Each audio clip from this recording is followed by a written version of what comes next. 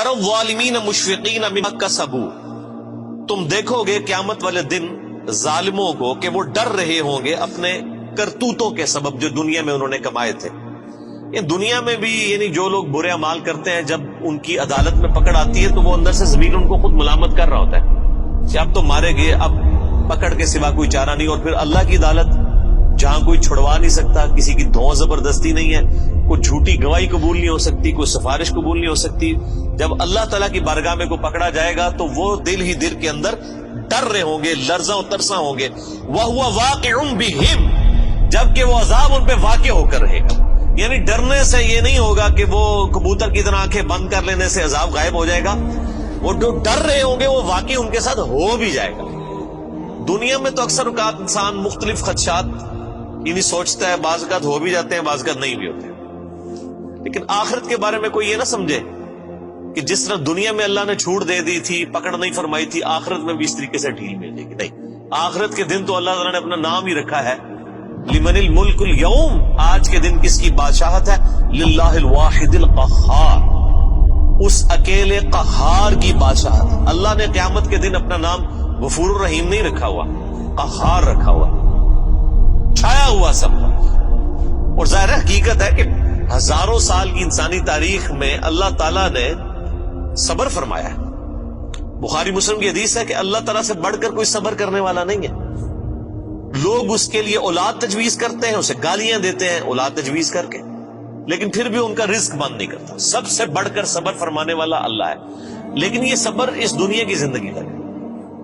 آخرت کی زندگی میں اللہ تعالیٰ نے پھر کسی کا لحاظ نہیں کرنا، حق کا وہ تو پھر واضح آ گیا۔ وَمَن يَعْمَلْ مِثْقَالَ ذَرَّةٍ خَيْرًا يَرَهُ وَمَن يَعْمَلْ مِثْقَالَ ذَرَّةٍ شَرًّا يَرَهُ، جس نے ذرے کے برابر بھی نیکی کی ہوگی وہ بھی پیش کر دی جائے گی، اس کے سامنے رکھ دی جائے گی، اور جس نے ذرے کے برابر گناہ بھی کیا ہوگا وہ بھی سامنے رکھ دیا جائے گا۔ یہاں تو اکثر لوگ کہہ دیتے ہیں جی اللہ تعالیٰ نے چھوٹی چھوٹی گلاں نال کی لینا دینا، اور اللہ تعالیٰ ہمارا ذرے کے برابر بھی نیکی کی اجر پاؤ گے، اور ذرے کے برابر گناہ بھی کیا اس کا پھر تم انجام دیکھ لو۔ بولے اعوذ باللہ تعالی اللہم اجرنا من النار، اللہم اجرنا من النار، اللہم اجرنا من النار، اللہم من احییتہ منا فاحیہ علی الاسلام ومن توفیتہ منا فتوفہ علی الایمان۔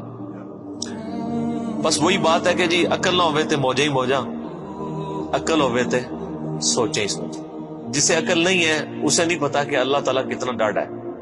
یہاں ہم جب کسی کو وعیدیں سناتے ہیں وہ کہتے ہیں وہ جی کوئی رحمت کی بات کریں، یعنی اللہ تعالیٰ تو سراپا رحمت ہے، یعنی وہ یہ بتانا چاہتے ہیں کہ اللہ تعالیٰ تو چاہتا ہے کہ لوگ گناہ کریں اور بس بغاوت پہ اترے رہے پھر بھی ان کو معاف کر دیں۔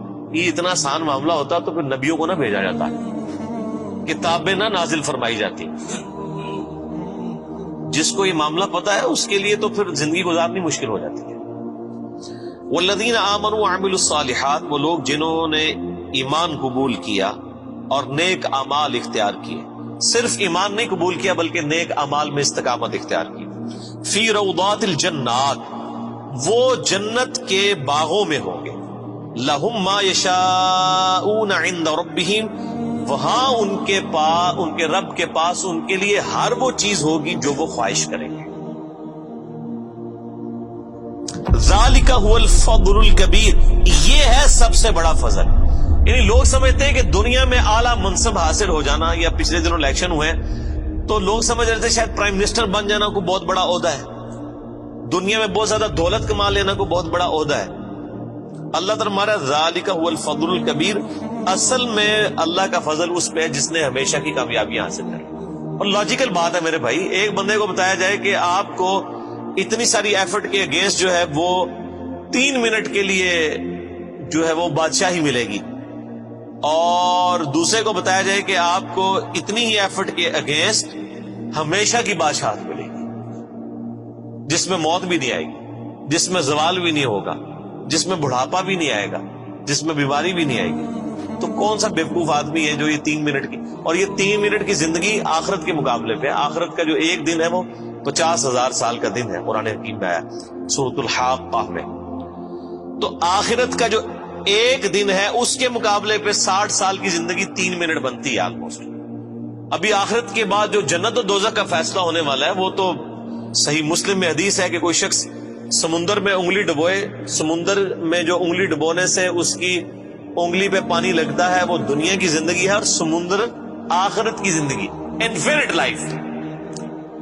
تو اصل میں کامیاب وہ ہے جو وہاں پر کامیاب ہو گیا، اصل عقل مند وہی ہے۔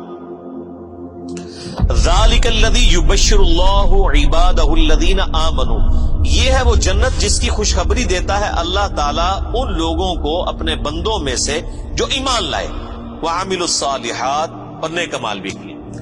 قرآن پاک میں کہیں بھی جنہوں کہتے ہیں چھڑا ایمان کدھر بھی نہیں ذکر ہوا، خالی ایمان، جو کچھ بھی ہے اللہ تیرے محبوب کی امت سے ہے، نہیں، ہمیشہ۔ اب یہ حالانکہ وعملوا الصالحات اسی سے پچھلی آیت میں ریپیٹ ہو چکا تھا، لیکن پھر کہا کہ یہ بشارت ہے، یعنی وہم نکالا ہے، کسی کو خدشہ بھی نہ ہو کہ صرف ایمان کی بات کی تو کہہ دی کلمہ تو پڑھا ایک نہ ایک دن تو جنت ہی چلی جانا، ٹھیک ہے نا جی؟ وہ تو صحیح بخاری کی حدیث ہے، میری پوری امت جنت میں جائے گی سوائے اس کے کہ جس نے خود ہی جنت میں جانے سے انکار کر دیا۔ تو صحابہ نے پوچھا یا رسول اللہ صلی اللہ علیہ وسلم کس نے انکار کیا؟ تو آپ نے بڑا سمپل جملہ ارشاد فرمایا کہ جس نے میرا حکم مانا وہ جنت میں جائے گا، اور جس نے میری نافرمانی کی اس نے جنت میں جانے سے انکار کر دیا۔ یعنی ایک جملے میں پورا دین کور کر دیا۔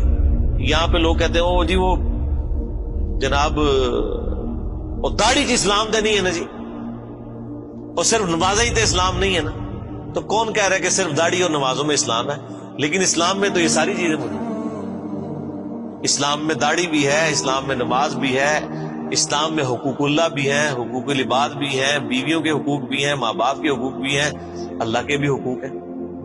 تو یہ ساری کی ساری ٹوٹل پیکج مل کے جو ہے وہ اسلام ہے نا۔ ادخلوا فی السلم کافہ، اے ایمان والو اسلام میں پورے کے پورے داخل۔ یہ جو لولا لنگڑا اسلام لیے پھرتے ہیں نا، کسی نے صرف وہ خدمت خلق کا اسلام پکڑا ہوا ہے، کس نے وہ یعنی داڑھی کا اسلام پکڑا ہوا ہے، کس نے صرف پگڑی کا اسلام پکڑا ہوا ہے، کسی نے صرف نماز پڑھنے کا پکڑا ہوا ہے اسلام، باہر نکل کے ساری بے ایمانیاں کرتے ہیں۔ یہ جزوی اسلام اللہ تعالیٰ کو نہیں چاہیے۔ اس اسلام کی تو مثال کسی شخص کے ایسے نامہ اعمال کا تالاب ہے کہ جس کے اندر مسلسل گٹر کا پانی گر رہا ہے، وہ صاف ستھرا پانی کسی کے کوئی کام نہیں آئے گا۔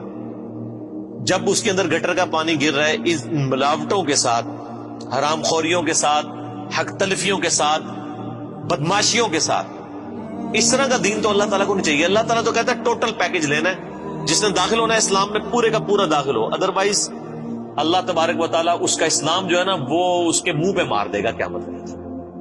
جن لوگوں نے نبیوں کی صحبت کی ہوئی، اگر انہوں نے بھی ٹرو رسپانس نہ کیا ان کی پکڑ ہو جانی ہے، باقی تو کسی کھاتے میں نہیں۔ تو اللہ تعالیٰ بارہ کہ اس کی بشارت دیتا ہے اللہ تعالیٰ اہل ایمان میں سے اپنے ان بندوں کو جو ایمان لائے اور نیک اعمال اختیار کیے۔